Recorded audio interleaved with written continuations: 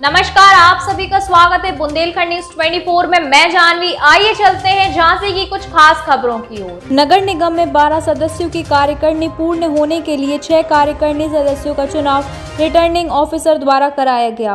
प्रातः 10 बजे से चुनावी प्रक्रिया शुरू हुई व अपराह्न 3 बजे तक मतदान पूर्ण होने के बाद 3:30 बजे तक मतगणना संपन्न हुई, जिसमें चुनावी प्रक्रिया को शांतिपूर्ण कराते हुए कोरोना के नियमों का पालन कराया गया। नगर निगम के सदन हॉल में कार्यकारिणी चुनाव की प्रक्रिया सुबह 10 बजे से प्रारंभ हुई, जिसमें कार्यकारिणी के 6 सदस्यों का चुनाव हुआ।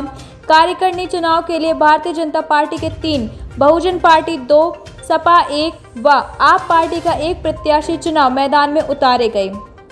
भारतीय जनता पार्टी ने अपने 3 प्रत्याशियों को जीत हासिल कराने के लिए पूरी तैयारी के साथ मोर्चा पर डटे रहे और भाजपा के 3 प्रत्याशी विजयी घोषित हुए, जिसमें श्रीमती जामवती को 13 मत, भरत कुमार को 9 मत व सुरेंद्र कुमार साहू उर्फ राजू साहू को 11 मत मिले।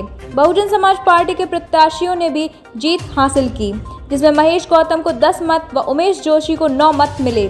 समाजवादी पार्टी प्रत्याशी जुगल किशोर को 8 मत प्राप्त हुए। वहीं आप प्रत्याशी आशीष राय को कोई मत नहीं मिला। कार्यकारिणी समिति के सदस्य विजयी घोषित होने पर भारतीय जनता पार्टी के सदर विधायक रवि शर्मा व महापौर रामतीर सिंघल ने विजयी सदस्यों को बधाई दी। नगर निगम के कार्यकारिणी चुनाव को लेकर सुबह से ही Bharatiya Janata party, Bahujan Samaj party, Samajwadi party व कांग्रेस पार्टी के पार्षदों में गुटबाजी चलती रही। हालांकि प्रत्याशियों को जिताने का जोर प्रत्याशी समर्थक लगाते रहे, जबकि 3 वर्षों से कार्यकारिणी चुनाव में निर्विरोध चुनाव होते चले आ रहे हैं, पर इस बार भी समीकरण निर्विरोध के बन रहे थे। लेकिन आप पार्टी के पार्षद आशीष रायकवार ने भी अपना नामांकन कार्यकारिणी सदस्य के लिए कर डाला, जिससे दलों में खलबली मच गई। जबकि कार्यकारिणी को पूर्ण करने के लिए 6 सदस्य चुना जाना था। 12 सदस्यों की कार्यकारिणी पूर्ण करने के लिए 6 सदस्यों का चुनाव था। आप पार्टी के प्रत्याशी ने नामांकन कर चुनावी प्रक्रिया को क्रमबद्ध करा दिया और इस बार चुनाव वोटिंग द्वारा हुआ। लेकिन इस प्रक्रिया में कांग्रेस के पार्षद अपनी भूमिका नहीं दिखा पाए और उन्होंने अपना प्रत्याशी नहीं उतारा। इस बात को लेकर काफी चर्चाएं बनी रहीं।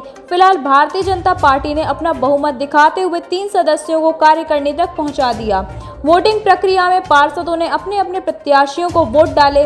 वोटिंग के दौरान पार्षदों के गुट एक दूसरे पार्षद के साथ गुटबाजी करते रहे और आखिरकार सफलता प्राप्त हुई। लेकिन इस चुनावी प्रक्रिया में बहुजन समाज पार्टी ने भी बाजी मार दी और अपने 2 प्रत्याशियों को सदस्य बनाकर कार्यकारिणी में पहुंचा दिया।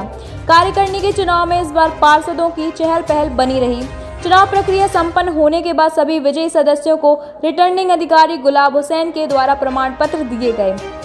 इस मौके पर नगर निगम के सदन प्रभारी हरगोविंद यादव, सदन लिपिक अशोक बाबू, लेखाधिकारी उल्लास वर्मा, लेखाकार सुनील कुमार अवस्थी सहित अन्य अधिकारी व कर्मचारी मौजूद रहे।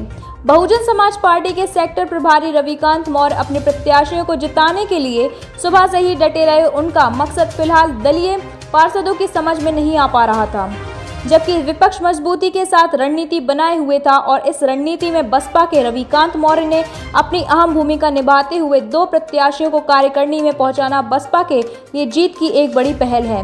बसपा के प्रत्याशियों की जीत होने पर पूर्व विधायक कृष्णपाल राजपूत व सेक्टर प्रभारी रविकांत मौर्य ने फूलमाला पहनाकर सदस्यों को बधाई दी।